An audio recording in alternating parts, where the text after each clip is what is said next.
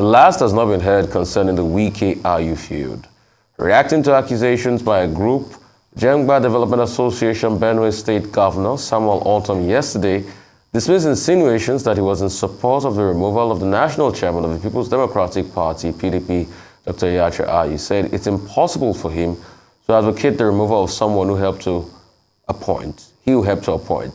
Ortom reasserted his confidence in Ayi's ability to lead the party to victory next year's general elections, in a surprising contrast to the position of his close ally, the Rivers State Governor Nyesom Wike. However, more PDP stakeholders continue to mount pressure on the party's presidential candidate, Atiku Abubakar, to persuade RU to resign in the larger interest of the party.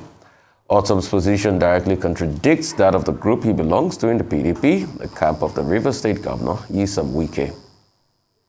Meanwhile, the presidential candidate of the People's Democratic Party, Atiku Abubakar, has made key appointments of special advisors aimed at strengthening his presidential campaign team.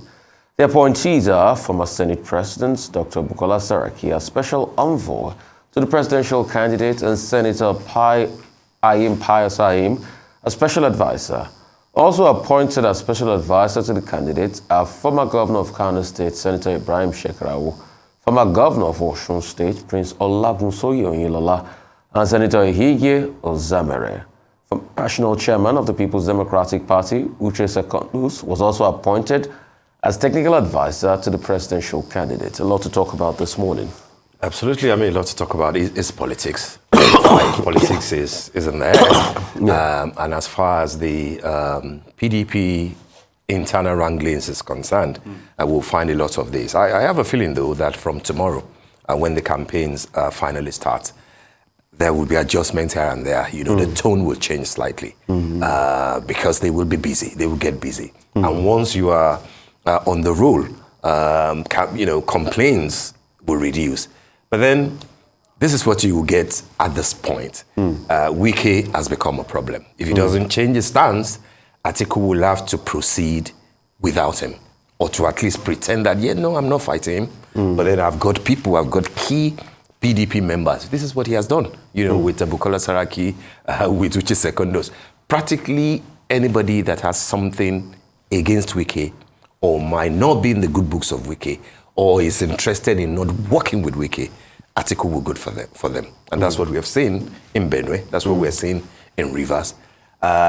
All the states where Wike has the supporters, Oyo, Lagos, Ekiti, Benue, Ebonyi to an extent, Enugu, you will find a deliberate incursion to work with those who are not Wike people. Because let's face it, when it comes to the brass tacks, what the Atiku campaign will say is that what will be the worst case scenario if Wike insists on not working with us if we do not remove, or if IU does not step down? What's the worst case scenario? It will be that he probably will work for an opposition. I mean, as we've seen what has happened. He has met with Asiwaju Bola Ahmed Tinubu, he has met with APC governors. It's looking like without a firm commitment from the Atiku camp, he's not going to play ball with, Atiku and the party. So they will have to work around him. And that is clearly what they're doing, bringing Saraki on board, bringing Oyinlola on board, bringing a number of people that are also key stakeholders in the PDP. That is politics. It is not political science. This is pure, raw, on the ground, grassroots politics. So we will now have to see what Wike will do next. He has thrown out a bomb, detonated, but then, nowhere has crashed. 1 billion naira allegation against the party chairman. We've not heard from the party chairman. We've not heard from the party. We've not heard clearly from Atiku. What else can you say other than to accuse people of being corrupt, of being bad, of not having the interests of the party at heart? But then after that, what else? Campaigns will start tomorrow. I think that's what the Atiku camp is focusing on. And I think they will proceed without him, frankly speaking. Interesting times for Nigerian politics. One thing is certain. Wike has gone va-va-va-voom. He has given his all to this fight. He has pushed it so hard. And he has caused a level of division. He has. The division will be seen after the elections.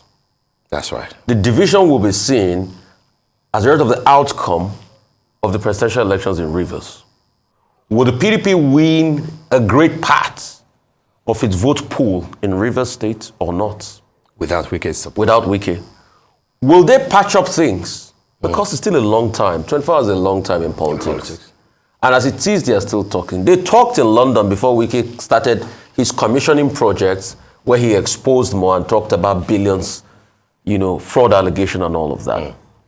Will they be able to go one step further without him? Time will tell. Those things are open in the air. But also, one thing I've learned about wars and strategy is the fact that you should also be careful how you fight. Choose your battles carefully. Because by now, I'm sure Wike knows their cause and effect to this his fight. And you must also prepare for the consequences of the fight. Yeah.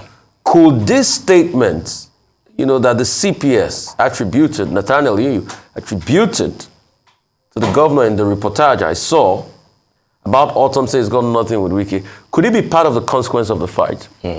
Because some people have also argued that Wike can hold his base, hold the likes of Jerry Ghana with him, hold the likes of Donald Duke with him, hold the likes of former governor of Plateau State with him, hold the likes of Sheyi Makinde.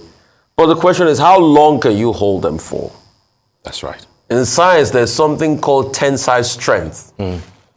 That once a material is pulled beyond its elastic limits, it doesn't return to the original size. Absolutely. So how long can you hold these people for? Or have you hit these people's tensile strength that they might not go back to the original size, the PDP, any longer? Or have you not hit it and some of them have started to go back? Some will say probably Ortom is beginning to go back. You also talked about the fact that now he's ring fencing Wike by bringing all these people in. Yeah, Bukola Saraki and everybody, special positions, Uche Secondus. We all know the fight between Wike and Uche Secondus and all of that. But the question is, will that have effect? Some people, on the contrary, will also argue, what's the political capital the Secondus will bring? Do that have an effect as a sitting governor? All of these things we can't postulate because time will tell. But one thing is certain. This Wike conundrum is not leaving anytime soon. The PDP will learn to live with or without it. And any decision they make will affect them in the elections. Ultimately. But also, Wike too should understand that when you fight, it is only necessary for people to fight back.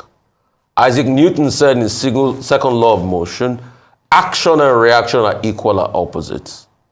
Will the PDP annihilate Wike? What will also be Wike's political future? Because after this election, he's no longer going to be a governor. Will he still command this level of power and muscle after his tenure finishes? What will happen to his political future? Will these people pay him back or fight back? Or will they kiss and make up and everything will be brand new? The future is pregnant concerning the PDP's matter. Absolutely. In a bid to ensure justice, equity, and inclusiveness, the Pan-Yoruba socio-political organization Afẹ́nifẹ́re has restated its support for the presidential ambition of Labour Party's Peter Obi. Speaking at the conference, leader of the Afẹ́nifẹ́re, Chief Ayo Adebanjo, says Peter Obi is a person of Igbo extraction and is the man to trust to restructure the country back to federalism. He says to keep Nigeria one, Nigerians should be Obi and Dati compliant. Chief Ayo Adebanjo further explains that the Southwest has produced a president and currently sits a vice president. The Southwest has spent a total of 6 years in the presidency, while the Igbo people of the Southeast have never tasted presidency in Nigeria. And now that power is due back in the South, equity demands that it should be ceded to the Igbo people.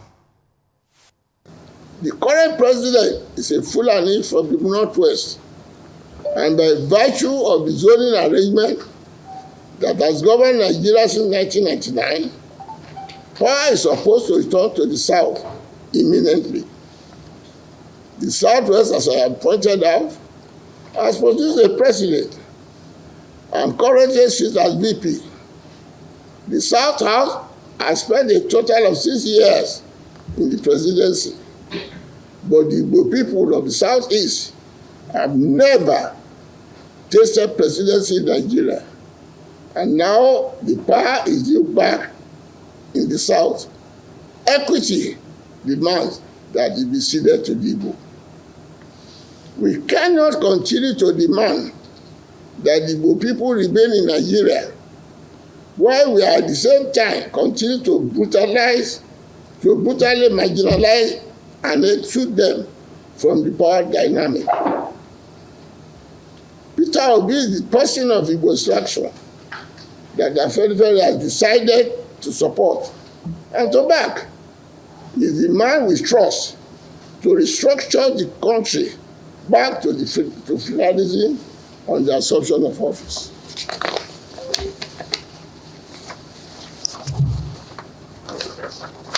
We will not compromise this principle of justice, equity, and inclusiveness because one of our own, Asiwaju Bola Tinubu, is a front-line candidate.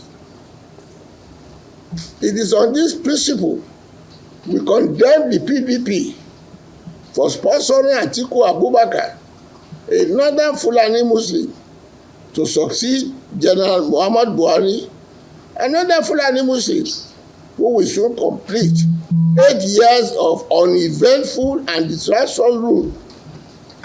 One can imagine such a high degree of political insensitivity. On our part, we are certainly not alien to sacrificing personal interests in the quest for a national coalition to put Nigeria on the proper pedestal. In this regard, the starting point is Southern solidarity, for which we first enacted a handshake across the Niger, which had dovetailed to the Southern and Middle Belt Leaders Forum.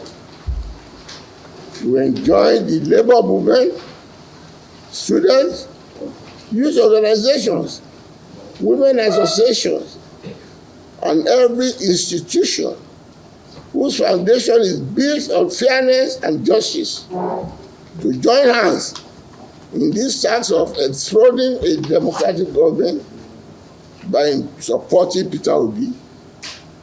If we are sincere and honest about keeping Nigeria together in peace, the slogan henceforth should be to keep Nigeria one. Everybody should be Obidati compliant. Until this government is changed, until you put Obidati in power, you have no government at all. Is it ABC that will do it for you? Or is it Atiku? They are all spent force.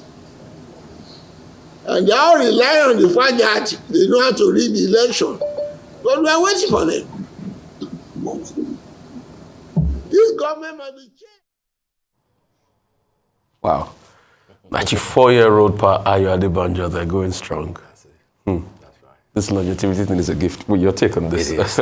Well, I mean, the Afenifere group is unrelenting. You know, they're very relentless as far as their position is concerned on who to support. And I don't have a problem with that. I even like the fact that the alliance that Afenifere is having with Ohanaeze, that has produced a new lexicon in the Nigerian political vocabulary, Ohanaeze, you know, Ohanaeze and Afenifere, speaks to, you know, political development, if you like. But then you have to interrogate what Pa Ayo Adebanjo is insisting on relentlessly. It is to say, on the one hand, that it is the turn of the Igbo. And he has always advanced that argument. Yesterday we spoke about Nnamdi Azikiwe. If you remove that and remove Aguiyi Ironsi, the Igbos will always lay claim to the fact that they've never been president, you know. And of course, if you look at it from Second Republic up till now, Yoruba, Hausa, Fulani, etc. The Northeast will also make the same argument, which is what those who are, you know, queuing behind Atiku, you know, are saying. But the Igbo factor is a lot stronger, given our history as far as the civil war is concerned. So Afenifere is insisting that it's only fair that you cede power to the Igbos. In a democracy, I'm not so sure though what it means to cede power, to just allow, to just say that let's give it to a certain tribe. Another thing that they will need to be clear about will be, is this just about Igbo presidency, or is this about Peter Obi?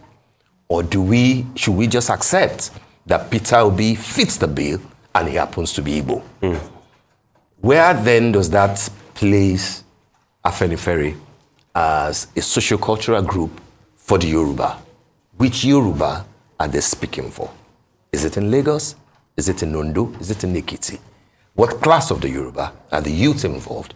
Are they just elders who are trying to guide the Yoruba people? Which is why those in the Asiwaju camp have always insisted, and which led at a point to the creation of the Afenifere Renewal Group, to say that you do not have the authority to determine the direction that the Yoruba will go. And it's not a new thing. It happened even under Awolowo. But what is essential, which is my takeaway from it, it's not so much about the fact that these are a few elderly people with younger generation trying to say that, yes, we are Yoruba, but we're not looking at it from a tribal perspective. It is about the moral authority that the association carries and giving, putting a position to what they stand for. And to say this time around, it ought to be the turn of the Igbos for certain reasons. And we have found an Igbo man that qualifies to run Nigeria better. It ought to end there. It does not have to create any acrimony. But then it shouldn't stop the fact that your position may not be the most popular among voters. Because at the end of the day, in February 2023, it comes down to voters. Whether the entire Yoruba people or the southeastern people vote for Peter Obi, we may not know now. But even if they do, democracy is a game of numbers. If you don't measure up, it simply means that you won't win. And therefore, that will further interrogate your strategy as far as insisting that it ought to be the turn of a particular set of people. How much of the handshake across the Niger do we have with the Northerners, for example, with the North Central, with Northwest, with Northeast? What shape of Afenifere should we have in the North? So that people will know that it is not just Payo Adebanjo and a few Afenifere members speaking about the Yorubas being interested in the Peter Obi presidency, but that it's a Nigerian thing. But then, at the end of the day, democracy dictates that the majority will decide for the country. And that can only happen on election day in February. A very great point you made. One thing has to be said. This is a socio-cultural group. Absolutely. It's not a political wing. It ought not to be. A socio-cultural group has its own right to make its decisions. It is more incumbent on the people than to follow the decisions. And like you said, politics is a game of numbers. Democracy is always a game of the majority. I mean, when you go back to the Greek origin, demokratia talks about the majority. How much more can we get? And it's not today Afenifere has been taking the position which is in tandem with his own reality. And the Afenifere, I mean, many years ago, I had a chance to, cover some of the events. I always hear the slogan, Afenifere Ireowo, Afenifere Ireomo, Afenifere Ire Alafia, Afenifere Ire Gbogbo. And what it means is Afenifere, we want we want blessings for money, we want blessings for children, we want blessings for peace, and we want blessings for all of us. So extrapolating that word, we want blessings for all of us. Afenifere feels through Payo Adebanjo that its own analysis of justice and the social situation on ground in Nigeria is that power should go to the East. That's right.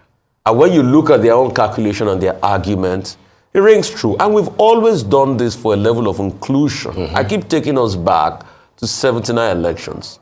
it was not happenstance that the two vice presidential candidates of the prominent political parties were Igbos. Philip Medi, that's right, and Dr. Alex Ekweme. NPN and UPN. And UPN. It wasn't happenstance that happened. There must have been some political engineering going on there. And the engineering for an Igbo presidency, or for a Southern presidency, started when governors, state governors, met and they had their Saba declaration as regards this. Yeah. So Afenifere is aligning itself with that conversation. But there are going to be reactions in Yoruba land. There are many social-cultural groups here and there that are going to say otherwise. The Tinubu camp obviously will not be happy. They will come for him anyway. They'll come for him, it's fine, but Afenifere has always touted his own position. If they feel otherwise, then they can, get their own socially leaning group if you remember, to support them. Afenifere supported President Jonathan in 2015. Yes. But he lost. Yes. So there's nothing that says that the position of Afenifere will always be right. Definitely. With the electorate. So the Tinubu camp should not, I think it would be a needless distraction. Yeah, should not push that much. What they should do is that they should say to themselves, okay, Afenifere has supported this person. This is who we want to support. Yeah. But most importantly, who will decide all of this are the Nigerian people. Absolutely. And what will matter the most for the Nigerian people will be justice, equity, and fairness. Yeah. Has it been just? Have we been just as a country by not giving power to a certain group of people in this spirit of rotation? That's key. That's very key. Have we been just to the Igbos?